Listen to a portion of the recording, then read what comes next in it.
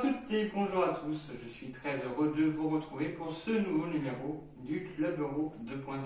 Bonjour Benji, bonjour Kevin. Salut bonjour vous Hugo, deux. salut Kevin, bonjour chez vous. Comment ça va? Ça va et toi? Merci. Ah non, c'était pas pour moi la question, pardon. Bah, c'est pour toi aussi si tu veux. Bah ça va, c'est gentil. On espère que vous allez bien, on est très heureux de poursuivre cet euro avec vous ici en plateau et sur les réseaux sociaux. Donc n'hésitez pas à continuer à nous suivre. Au sommaire de l'émission, comme tous les jours, la présentation des matchs. Ensuite, il y aura le duplex où nous retrouverons Romain. On poursuivra avec la tête défense où c'est Damien et Julien que nous retrouverons. Et en clôture, comme d'habitude, les pronostics pour ces trois rencontres. Et donc on commence avec quoi, Benji?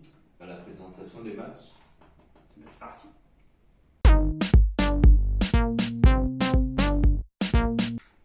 Et donc on commence avec la présentation des matchs et on retrouve les bonnes habitudes. C'est Kevin qui commence. Voilà. Donc, je récupère ma place de numéro 1 s'il vous plaît. Vas-y. Donc, je vais vous parler du match Ukraine-Macédoine du Nord. Donc, l'Ukraine a fait un beau match contre les Pays-Bas. C'est vrai. Je trouve que leur défaite n'est pas méritée. Après, ce n'est que mon avis. Hein. Je trouve que match nul, ça aurait été bien contre les Pays-Bas. Ça aurait été mérité. Ouais. C'est ça. Donc, vu comment ça s'est passé au début du match, 2-0, j'ai dit oulala. Et au final, 2-2, et puis bon, après 3-2. La Macédoine du Nord, je ne sais pas trop quoi dire sur cette équipe. Hein. C'est sa première à l'Euro. Donc, franchement, j'étais étonné déjà qu'il marque un but contre l'Autriche. C'est vrai. Alors, de toute façon, je la dénigre pas. Hein, c'est pas... Ouais. Mais puis, après, c'est à voir quoi. Et puis après, bon, ces deux équipes sont quand même affrontées à 4 reprises. 4 reprises. Donc 2 victoires pour l'Ukraine, un match nul et une victoire pour la Macédoine du Nord. D'accord. Donc voilà. Et toi Benjamin, peux-tu me parler de ton match aussi? Bien sûr, en Danemark-Belgique, donc je le rappelle toujours, Danemark 10e au classement FIFA, les Belges premiers au classement FIFA. Ils se sont affrontés à 2 reprises avec 2 victoires pour les Belges, donc voilà.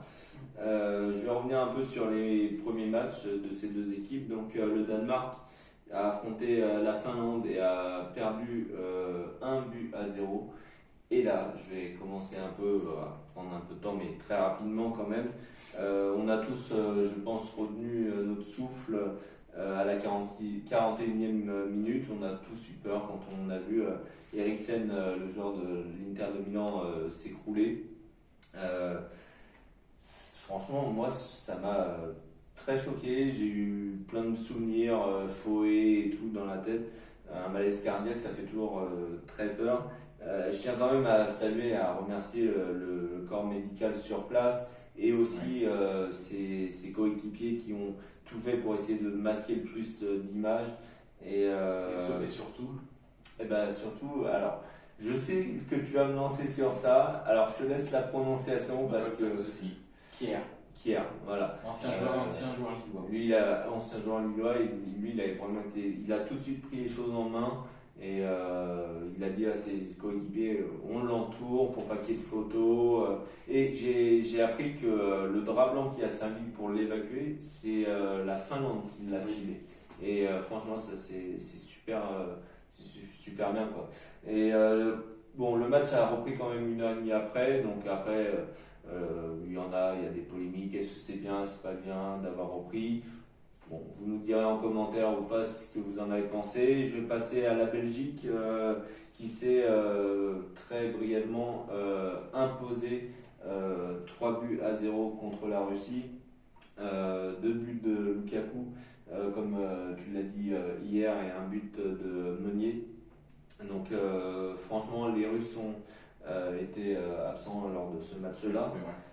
Donc là, les Danois doivent impérativement se relancer et la Belgique peut mettre un coup d'arrêt à tout ça et dire on va gagner le deuxième match, et là ça signifierait quasiment la qualification quoi. Donc oui, Mais non. Que ce sont les 4 meilleurs troisièmes qui passent aussi. C'est vrai. Donc voilà, on va voir, c'est un match intéressant en tout cas. Donc je vais passer la main. Moi je suis d'avis qu'on laisse parler Ludo maintenant. Voilà. C'est gentil. Et en tout cas, Ah, bah, excusez-moi, on va quand même souhaiter un bon Oui. rétablissement à Eriksen et on espère le revoir très rapidement sur les terrains. Oui, bien évidemment. Donc moi je vais vous parler de la rencontre Pays-Bas-Autriche, pardon. Autriche, un nouveau. Désolé. Cette rencontre, ils se sont déjà affrontés 18 fois. 8 victoires pour les Pays-Bas, 6 pour l'Autriche et donc 4 matchs nuls. Lors de leur premier match, les Pays-Bas ont fait quand même un petit peu peur, mais ont tout de même emporté la rencontre 3-2 face à l'Ukraine qui était bien présente et quand même offensive, j'ai trouvé personnellement. C'est vrai. Quant à l'Autriche, elle a également remporté son premier match face à la Macédoine, 3-1, pardon. Et la victoire s'est faite dans le dernier quart d'heure, parce que c'est resté pendant toute la durée du match à un partout quasiment. Et 2 infos supplémentaires concernant l'Autriche. Du coup, c'est le premier succès pour cette équipe en phase finale de l'Euro. Oui. Et du coup, on retiendra aussi le nom du premier joueur qui a marqué un but à l'Euro, donc c'est Pandev.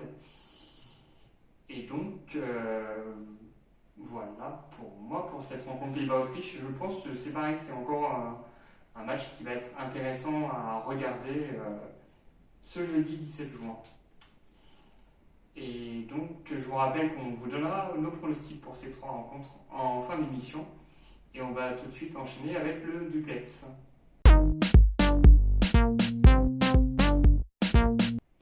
Et donc, nous retrouvons tout de suite Romain pour le duplex. Bonjour au plateau et bonjour à vous derrière votre écran. Je suis ravi de vous retrouver aujourd'hui pour le duplex. J'étais en train de regarder ma malle à souvenirs et aujourd'hui j'ai ressorti mon petit chapeau de viking du Danemark où j'ai eu la chance d'aller. Pourquoi le Danemark ? Déjà pour 2 raisons. Ils vont jouer aujourd'hui. On espère qu'ils vont pouvoir se remettre dans le bain après la mésaventure qu'on a tous vue ou entendu parler. Et je sais que vous en avez parlé en plateau. On souhaite le meilleur pour Eriksen. En tout cas, aujourd'hui, c'est aussi parce que j'ai une histoire qui est, on va dire, plus positive, et notamment lors de l'Euro 1992. Je ne sais pas si vous le savez, lors de l'Euro 1992, le Danemark a fini 2e des phases qualificatives pour accéder à l'Euro, derrière la Yougoslavie. Et donc, c'est cette Yougoslavie qui était qualifiée pour participer à la phase finale, et donc pas le Danemark. Sauf que, pour des raisons politiques, la Yougoslavie a été exclue de la compétition et le Danemark a été rappelé 10 jours avant le début du tournoi. Donc il faut savoir que tous les joueurs danois, saison finie, on part en vacances, ils sont tous partis en famille. Ils ont reçu un coup de fil en leur disant « Écoutez, on a besoin de vous, le Danemark est repêché, venez assister à l'Euro ». Les joueurs n'ont dit pas de souci, ils sont tous venus avec femmes, enfants. Et justement, là, on pourra en parler, je pense, en plateau. Femmes, enfants, barbecue, c'était vraiment un camp de vacances pendant tout cet Euro. Et pourtant, les Danois n'ont pas été ridicules, loin de là. Ils ont réussi, non pas à faire un bon parcours, mais à gagner cet Euro. Et oui, ils n'étaient même pas qualifiés. Ils ont été rappelés 10 jours avant. Et les voilà qui gagnent l'Euro en battant les 3 derniers vainqueurs, à savoir les Pays-Bas, la France et l'Allemagne en finale. Sacrée belle histoire, n'est-ce pas ? D'ailleurs, on parle de surprise. Est-ce que vous pensez qu'une équipe aujourd'hui peut refaire la surprise ? Que ce soit l'Autriche, pourquoi pas ? Ou une autre, je sais pas. Dites-moi en commentaire, puis j'ai hâte de vous entendre. Allez, à demain. Eh bien, merci Romain, on te retrouve demain. N'empêche, son anecdote, elle est quand même vachement intéressante et rigolote même. C'est impressionnant. Du coup, est-ce qu'on pourrait vivre ça cette année avec une petite équipe, notamment l'Autriche peut-être ? Non, Ou une autre ? pas de nos jours, oui. Non, C'est ça que Je j'allais dire. ne vois pas une petite nation gagner l'Euro de nos jours. Ouais, j'allais dire, je te coupe vite fait, mais je pense pas que les temps ont changé et que maintenant on voit vraiment depuis quelques années, depuis plusieurs euros, que c'est les grosses nations européennes qui ont remporté les euros. Quoi, donc, Ça serait bien que tu arrêtes de te couper si tu Ah, j'avais pardon. pas fini ma phrase. oui, Je vous trouve bien rigolo. J'ai fini ma phrase. merci beaucoup. Ouais, n'empêche que vous dites non, mais bon, en 92, ils ont débarqué un peu comme ça, pas de nulle part, mais en mode touriste. Est-ce que à ce moment-là, les gens auraient misé une pièce sur eux et bizarrement, ils ont battu les équipes, ils ont gagné. Non, c'est clair. Après, c'est vrai que quand on repense en 2004, il y avait la Grèce qui l'a remporté. Mais après, Après, là, il y a 24 nations là quand même. Il y a 17 ans. ouais, voilà. Et il n'y avait pas 24 nations à l'époque. Ouais, c'est Donc, clair. non, Ouais. faut être sérieux quoi. Bon, on Et verra. ça pourrait être bien, moi j'aimerais bien, tu vois, un premier succès en phase finale, le premier but, la première victoire. Et la dernière victoire. Allez, je me lance. Si l'Autriche gagne l'euro, je m'achète le maillot de l'euro. Ah bah dis donc, tu te mouilles De pas l'autre. beaucoup, toi. Ah d'accord. Ouais, C'est Je vous tout. le dis. Et je vous le dis, si c'est ça que moi aussi je peux le faire. faisons-le. Bah faisons-le. On fera la photo à 3 avec le maillot d'Autriche. Rendez-vous le 12 juillet alors. Voilà, Ouais, enfin, non, il faut les laisser le temps de l'acheter, mais quand même. Bah, t'inquiète pas. Et ben ouais. On aura peut-être le maillot de l'Autriche pour finir 7 euros. Mais on souhaite le meilleur à l'équipe d'Autriche comme à toutes les autres équipes. Que le meilleur gagne, enfin que la meilleure équipe gagne. Du coup, j'ai perdu le fil de. On va poursuivre avec la tête défense. Et donc, nous allons retrouver Damien et Julien pour la tête défense. Ils vont évoquer le premier pays au classement FIFA, la Belgique. Est-ce que c'est logique ou pas qu'il soit premier au classement FIFA? On vous laisse regarder ça. Et du coup, là, ce soir, il y a la Belgique qui va jouer.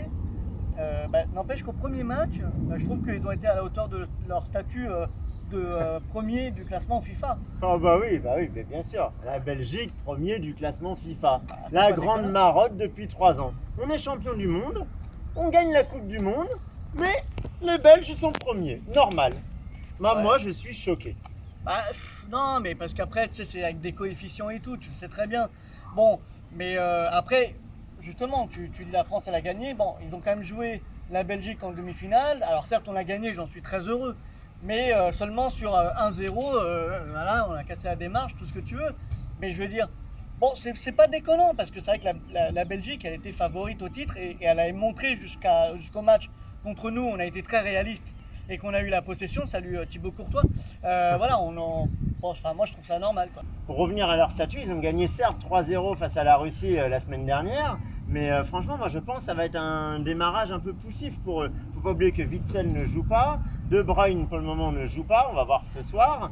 Hazard est rentré en cours de jeu, c'est quand même 3 gros moteurs. Bon, ils ont gagné 3-0 face à la Russie, mais la Russie c'était bof quoi. Donc bon, moi je dis que leur statut de favori ou de numéro 1 FIFA va pas tenir longtemps. Moi je pense que si, parce qu'ils ont quand même une génération de ouf.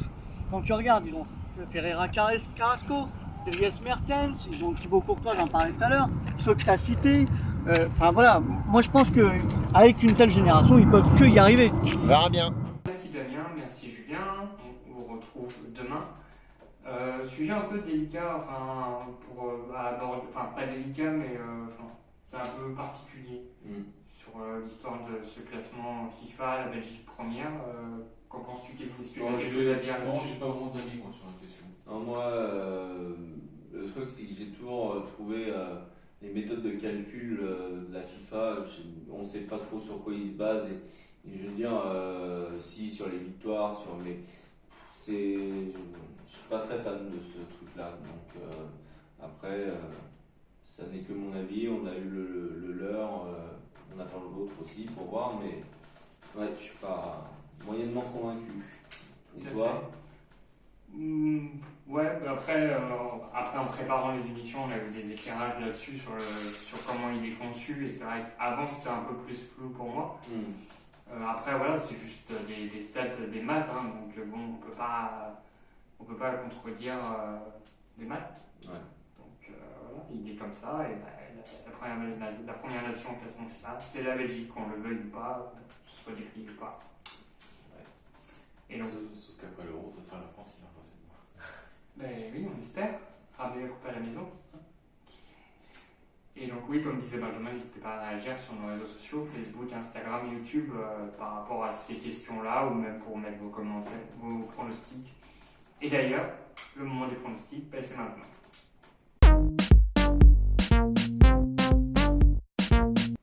Et oui, ça y est, c'est le moment que vous attendez tous, c'est nos pronostics. Et c'est Kevin qui ouvre le bal là. Et oui, je vois une victoire de l'Ukraine contre la Macédoine 3-0, parce qu'avec ce qui s'est passé au premier match contre les Pays-Bas, je trouve ça sévère. Et puis je ne vois pas la Macédoine marquer 2 points en euros, dans 7 euros. D'accord. Pour ma part, on est plutôt d'accord sur l'issue de la rencontre, une victoire de l'Ukraine, et par contre seulement 2-0 pour ma part. Moi, je vais suivre le même score que Kevin. On se va changer. Je pense que. Il n'y a pas de copier. Hein. Ah oui. Tout ça pour pas que tu progresses dans le classement Et trop oui. vite par rapport à Alors, nous. je pense que l'équipe de Shevchenko va marquer 3 buts lors de ce match. Je garde la parole pour le match Danemark-Belgique. Fais-toi plaisir. Voilà, je vois une victoire 4 buts à 1 pour les Belges. Malgré que je trouve le gardien danois assez compétent, Schmeichel, qui d'ailleurs est le fils de Peter, qui a été sélectionné de 87 à 2001, que j'apprécie même d'ailleurs toujours autant. Donc Kevin, tu vois quoi pour ce match? Moi, je vois une victoire de la Belgique 2 buts à 1 contre le Danemark. Moi, j'ai un bien aimé qui passe, le Danemark, avant ce week-end. Ouais. Puis avec ce qui s'est passé, je pense que niveau mental et moral, ils ont dû prendre un sacré coup sur la tête, je pense. À voir si aussi De Bruyne fera son grand retour. Ouais, ça on va voir. Ouais, moi je suis, pour finir justement sur cette rencontre-là, pour ma part, je vois aussi une victoire belge 3-2. Et c'est clair que voilà, ce qui s'est passé au premier match pour le Danemark, forcément joué sur le mental sur le mental de l'équipe. Et on espère que ça va aller pour eux, et ainsi que pour Christian Eriksen. Ouais. Auquel on souhaite un prompt rétablissement, mais tu l'as déjà dit tout à l'heure. Ouais. Donc je vais me taire et sinon je vais pas me taire, je vais continuer avec la rencontre Pays-Bas-Autriche. Pour ma part, je pense que ça va être un match très disputé et sans gagnant. Ce sera un match nul, 3 partout. Avec beaucoup de buts. Ouais, peut-être je me suis un peu enflammé, mais ça me paraît crédible. Donc on verra, Ce on verra ça ce soir. Enfin, on verra, peut-être pas d'ailleurs. Benjamin. Moi, je vois une victoire 3 buts à 0 des Pays-Bas face à l'Autriche. Donc voilà. Donc, moi, pour ma part, je vois un 3-1. Je pense qu'ils vont être assez tranquilles dans ce match face à l'Autriche. Ouais. Donc, Ok. ça y est, c'est le moment de se dire au revoir pour aujourd'hui. Ben ouais, mais on va surtout Et on demander. revient demain. On va surtout dire à nos internautes qu'ils n'hésitent pas à commenter dans nos vidéos, à mettre des petits j'aime, à les partager sur Facebook, Instagram, YouTube. Je vous rappelle, mettez vos pronostics et un petit cadeau à la fin de la compétition, pour le ou la meilleure. C'est ma fiche. Ah, Non, c'est un cadeau. De Ukraine-Macédoine. Wow. Kevin, je t'ai déjà dit, ça ne vend pas de rêve. Bien sûr que si, c'est mon équipe. Il faut que tu trouves autre chose. Tu nous trouves autre chose pour demain? Ok, je réfléchirai. Ok. Et d'ici là, je vous rappelle que vous avez donc les 3 matchs à suivre aujourd'hui. Ukraine-Macédoine du Nord à 15h, Danemark-Belgique à 18h et Pays-Bas-Autriche à 21h. Eh bien, je vous souhaite une bonne journée, régalez-vous, prenez soin de vous et à demain. À demain. Salut.